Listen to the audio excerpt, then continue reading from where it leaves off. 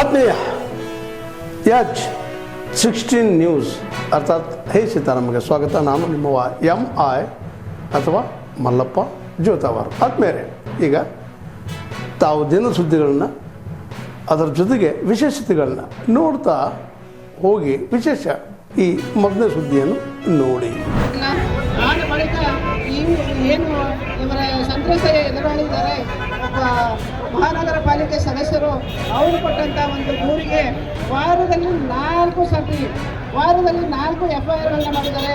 ಆ ಹೆಣ್ಣು ಮಗಳನ್ನು ಕಾನೂನು ರೀತಿಯ ಎಷ್ಟರ ಮಟ್ಟಿಗೆ ಸರಿ ಅನ್ನೋಂಥದ್ದನ್ನು ನೀವೆಲ್ಲರೂ ಒಂದು ನಾಗರಿಕ ಸಮಾಜ ವಿಚಾರ ಮಾಡಬೇಕಾಗಿದೆ. ಒಂದು ಮಹಿಳೆಗೆ ಈ ರೀತಿ ಹಾಡುವಾಗಲೇ ಅನ್ಯಾಯ ಆಗ್ತದೆ.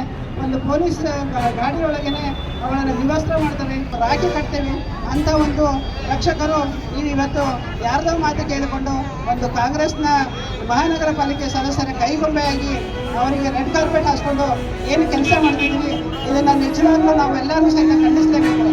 ಈ ಒಂದು ಕೃತ್ಯಕ್ಕೆ ಅಧಿಕಾರವಾಗಿ ನಾವು ಕೇಳಿದ್ದಿಷ್ಟು, ನೀವು ನಿಮ್ಮ ಪೊಲೀಸ್ ಗಾಡಿಯೊಳಗೆ ಪೊಲೀಸರ ಸಮ್ಮುಖದಲ್ಲಿ ಮಹಿಳಾ ಪೊಲೀಸರಷ್ಟೇ ಅಲ್ಲ, ಒಂದು ಮಹಿಳೆಯನ್ನು ಬಂಧಿಸಬೇಕಾದ್ರೆ ಮಹಿಳಾ ಪೊಲೀಸರು ಇರಬೇಕಾಗಿತ್ತು. ಗಂಡು ಮಕ್ಕಳು ಸಹಿತ ಹೋಗಿದ್ವಿ, ಅವಳು ವಿವಸ್ತ್ರ ಆದಾಗ ಗಂಡು ಮಕ್ಕಳು ಸಹಿತ ಇದ್ದೀವಿ. ಬೇರೆ ಬೇರೆ ವಿಡಿಯೋಗಳನ್ನು ಸಹಿತ ನೀವು ತೋರಿಸ್ತಾ ಇದ್ದೀರಿ. ಅದರಲ್ಲಿ ಅವರ ತಾಯಿ ಮತ್ತು ಅವರ ಅಕ್ಕ ಹೇಳಿದ ಮಾತುಗಳು ಅವಳನ್ನು ಎಲ್ಲ ಬಟ್ಟೆ ಬಿಚ್ಚಿಬಿಟ್ಟಿದ್ರು. ಇನ್ನು ಇಷ್ಟೇ ಯಾಕೆ ಅಂತ ಅವಳಿಗೆ ಮಾನಸಿಕವಾಗಿ ಅವಳನ್ನು ನೊಂದು ಜರ್ಜರಿತವಾಗಿ ಅವಳು ಈ ರೀತಿ ಕೃತ್ಯ ಮಾಡಿರ್ಬೋದು ಅಂತ ಒಂದು ಮಹಿಳೆಗೆ ಈ ರೀತಿ ಮಾನಸಿಕವಾಗಿ ಹಿಂಸೆ ಕೊಡೋದು ಎಷ್ಟರ ಮಟ್ಟಿಗೆ ಸರಿ? ಇದನ್ನು ನಿಜವಾಗ್ಲೂ ಒಂದು ಮಹಿಳೆಯಾಗಿ ನಾನು ಖಂಡಿಸ್ತೇನೆ. ನಮ್ಮ ಎಲ್ಲ ಇಡೀ ನಾಗರಿಕ ಸಮಾಜ ತಲೆ ತಗ್ಗಿಸುವಂಥ ಎಲ್ಲಿದೆ ನಿಮ್ಮ ನಾಗರಿಕತೆ? ಎಲ್ಲಿದೆ ಕಾಂಗ್ರೆಸ್ನವರೇ? ನೀವು ಹೇಳ್ತೀರಿ ದಲಿತರ ಪರವಾಗಿದ್ದೀವಿ ಅಂತ ಹೇಳ್ತೀರಿ, ಎಲ್ಲಿದೆ ನಿಮ್ಮ ದಲಿತರ ಪರವಾದಂಥ ಕೆಲಸ? ಮಹಿಳೆಯರಿಗೆ ಸಾಕಷ್ಟು ಗ್ಯಾರಂಟಿ ಕೊಟ್ಟಿದ್ದೀವಿ ಅಂತೀರಿ, ಎಲ್ಲಿದೆ ಮಹಿಳೆಯರಿಗೆ ರಕ್ಷಣೆ? ನಿಮ್ಮ ಗ್ಯಾರಂಟಿಗಳು ಎದಕ್ಕೆ ಬೇಕಾಗಿದೆ? ಮಹಿಳೆಗೆ ಬೇಕಾಗಿರೋದು ರಕ್ಷಣೆ, ಅವಳ ಮಾನಕ್ಕೆ ರಕ್ಷಣೆ ಇಲ್ಲ ಅಂದಾಗ ಯಾವ ಹೆಣ್ಣು ತನ್ನ ಬಟ್ಟೆಯನ್ನು ತಾನೇ ತೆಗೆದುಕೊಳ್ಳೋದಿಲ್ಲ. ಒಂದು ಹುಚ್ಚಿ ಇದ್ರೂ ಸಹಿತ ಇವತ್ತು ಹೇಳಿದ್ರು ನಮ್ಮ ಅಕ್ಕವರು, ಒಬ್ಬ ಮಾನಸಿಕ ಅಸ್ವಸ್ಥತೆ ಸಹಿತ ತನ್ನ ಬಟ್ಟೆಯನ್ನು ತಾನು ತೆಗೆದುಕೊಳ್ಳೋದಿಲ್ಲ. ಅಂಥ ಒಂದು ಸುಸ್ಥಿತಿಯಲ್ಲಿರುವಂಥ ಒಂದು ಮಹಿಳೆಗೆ ಮಾನಸಿಕ ಹಿಂಸೆ ಕೊಟ್ಟು ಆ ಹೆಣ್ಣು ಮಗಳನ್ನು ಈ ಒಂದು ಅವಸ್ಥೆಗೆ ತಂದು ಹೋಗ್ತಿದ್ದೀವಿ. ನಿಜವಾಗ್ಲೂ ಇದು ಖಂಡನೀಯ. ಇದು ಪೊಲೀಸ್ ಇಲಾಖೆಯವ್ರನ್ನೂ ಸಹಿತ ನಾವು ಇದಕ್ಕೆ ಮಾನ್ಯ ಗೃಹ ಮಂತ್ರಿಗಳು ಹಾಗೂ ಮಾನ್ಯ ಮುಖ್ಯಮಂತ್ರಿಗಳು ಇವರೆಲ್ಲರೂ ಸಹಿತ ಉತ್ತರ ಕೊಡಬೇಕಾಗ್ತದೆ. ಬರುವಂಥ ದಿನಗಳಲ್ಲಿ ನಿಮ್ಮ ಮಹಿಳೆಯರೇ ನಿಮ್ಗೆ ಉತ್ತರ ಕೊಡ್ತಾರೆ. ಯಾಕಂದರೆ ಮಹಿಳೆಯರು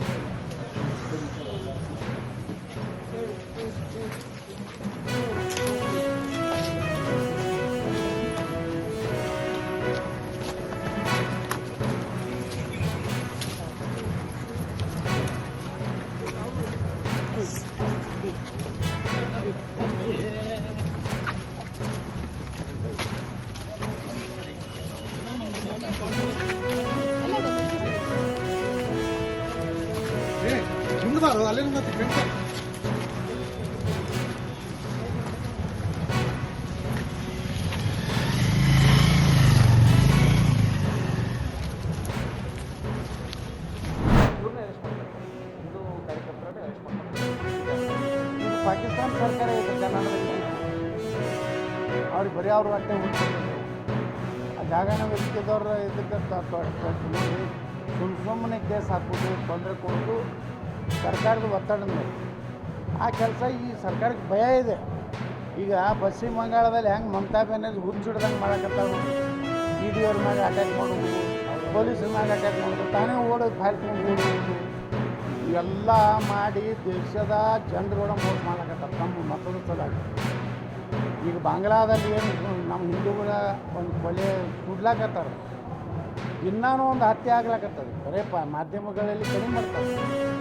ಆದರೆ ಇದನ್ನೆಲ್ಲ ನೋಡಿದಾಗ ನಾವು ಜಾಗೃತಿ ಆಗಬೇಕು. ಬಾಂಗ್ಲಾದೇಶಿಯರು ರೋಹಿಂಗ್ಯಾಗಳಂದ್ರೆ ಇಡೀ ಜಗತ್ತಿನಾಗ ಅತ್ಯಂತ ನೀಚ ವರ್ಗ ಅವ್ರು ಎಲ್ಲದಕ್ಕೂ ಹೆಸರಿಲ್ಲ ರೋಹಿಂಗ್ಯ. ಅದಕ್ಕೇ ಆ ಬರ್ಮಾದಲ್ಲಿ ಅಲ್ಲಿ ಒಬ್ಬ ಬೌದ್ಧ ಭಿಕ್ಷುಕ ಅವ ಇಡೀ ಕಿಟ್ಟಿವನ್ನು ಹೊಡೆದು ಹೊರಗೆ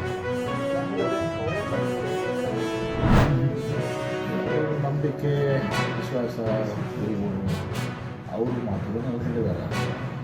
ಹೀಗಾಗಿ ಬದಲಾವಣೆ ಇದೆ ಅಂತಲೇ ಯಾರಿಗೂ ಕೂಡ ಹೇಳಿಲ್ಲ. ನಮ್ಮ ಕಾಂಗ್ರೆಸ್ ಪಕ್ಷದಲ್ಲಿ ಹೈಕಮಾಂಡ್ ಈಸ್ ಸುಪ್ರೀಂ. ಹೈಕಮಾಂಡ್ ಏನು ಹೇಳ್ತದೆ ಅದಾಗ್ತದೆ. ನನ್ನ ಮಾತಿಗೂ ಬೆಲೆ ಇಲ್ಲ, ಬೇರೆ ಮಾತು ಬೆಲೆ ಇಲ್ಲ. ಹೈಕಮಾಂಡ್ ಸೋನಿಯಾ ಗಾಂಧಿಯವರು, ರಾಹುಲ್ ಗಾಂಧಿಯವರು, ಮಮತಾ ಅವರೆಲ್ಲ ಏನು ನಿರ್ಣಯ ಮಾಡ್ತಾರೆ ಅದನ್ನು ಎಲ್ಲರೂ ಕೂಡ ಪಾಲನೆ ಮಾಡಿ. ಸಿದ್ದರಾಮಯ್ಯ ಅವರು ಕೂಡ ಅದೇ ಹೇಳಿದ್ದಾರೆ, ಹೈಕಮಾಂಡ್ ಹೇಳುವಾಗೆ ನಾನು ಇರ್ತೀನಿ ಅಂತ ಹೇಳಿದ್ದಾರೆ. ಡಿ ಕೆ ಶಿವಕುಮಾರ್ ಹೇಳಿದ್ರೆ ಹೈಕಮಾಂಡ್ ಹೇಳಿದ್ರೆ ನಾನು ಕೇಳ್ತೀನಿ ಅಂತ ಹೇಳಿದ್ದಾರೆ. ಹೀಗಾಗಿ ಏನು ಗೊಂದಲ ಇಲ್ಲ ನಮಗೆ. ಈಚೆಗೆ ಸೇಮ್ ಅವರು ರಾಜಕೀಯ ಇವನೇ ನಮ್ಮನ್ನು ನಾನು ಮಾತಾಡಿದ್ದೀನಿ. ನನಗೊಬ್ಬರು ಯಾರೋ ಕೇಳಿದ್ರು ಅಧಿಕಾರ ಶಾಶ್ವತ ಅಲ್ಲ ಅಂತೇಳಿ ನಾನು ಮುಖ್ಯಮಂತ್ರಿಗಳು ಹೇಳಿದ್ದಾರೆ. ಹೌದು, ಅಧಿಕಾರ ಶಾಶ್ವತ ಅಲ್ಲ. ನಾವು ತಿಳ್ಕೊಂಡ್ಬಿಟ್ಟಿರ್ತೀವಿ. ನಾವು ಮುಖ್ಯಮಂತ್ರಿಗಳಾದಮೇಲೆ, ಮಂತ್ರಿಗಳಾದಮೇಲೆ, ಶಾಸಕರಾದಮೇಲೆ ನಾವು ಶಾಶ್ವತ ಅಂತ ನಾವು ತಿಳ್ಕೊಂಡಿರ್ತೀವಿ. ನಾನು ಮೊನ್ನೆ ವೈರಾಗ್ಯದಲ್ಲಿ ಮಾತ್ರ ಹೇಳಿದೆ, ನಮ್ಮ ಸಿದ್ದೇಶ್ವರ ಸ್ವಾಮಿಗಳು ನಾನು ಇಲ್ಲ, ನೀನು ಇಲ್ಲ, ಯಾವುದೂ ಇಲ್ಲ ಅಂತ ಸಿದ್ದೇಶ್ವರ ಸ್ವಾಮಿಗಳು ಏನು ಹೇಳಿದ್ದಾರೆ. ಅಂತಿಮ ಮನುಷ್ಯರು ಶಾಶ್ವತ ಅಲ್ಲ. ಈ ಮೊದಲೆಲ್ಲ ಅವರು ಇವತ್ತು ಇರ್ತೀವಿ ನಾವು, ನಾಳೆ ಇರ್ತೀವಲ್ಲ ಗೊತ್ತಿರಂಗಿಲ್ಲ. ಈ ಮೊದಲು ಮಾತಾಡೋ ಮಾತಿನ ಶೈಲಿಗೂ ಈಗಿನ ಶೈಲಿಗೂ ಸ್ವಲ್ಪ ಡಿಫ್ರೆನ್ಸ್ ಅನಿಸ್ತಾ ಇದೆ. ಆಗಿರ್ತೀವಿ ಇದು ಮ್ಯಾಚೂರ್ ಅವರು ರಾಜ್ಯದ ತಾವೆಲ್ಲ ಇಲ್ಲಿವರೆಗೆ ಸುದ್ದಿಗಳನ್ನು ನೋಡಿದಿರಿ, ಜೊತೆಗೆ ವಿಶೇಷ ಘಟನೆಗಳನ್ನು ಸಹ ನೋಡಿದಿರಿ. ಅದು ನಿಮಗೇನು ಅನ್ನಿಸ್ತು? ನಿಮಗೆ ಲೈಕ್ ಮಾಡಿರಿ, ಶೇರ್ ಮಾಡಿರಿ, ಕಾಮೆಂಟ್ ಮಾಡಿರಿ, ಜೊತೆಗೆ ಸಬ್ಸ್ಕ್ರೈಬ್ ನಿಲ್ಲಿಸ್ಬೇಡ್ರಿ. H16 ನ್ಯೂಸ್ ಅರ್ಥಾತ್ ಸಿದ್ದರಾಮಯ್ಯ ಸತ್ಯದ ಕೈಗನ್ನಡಿ ವಂದನೆಗಳು.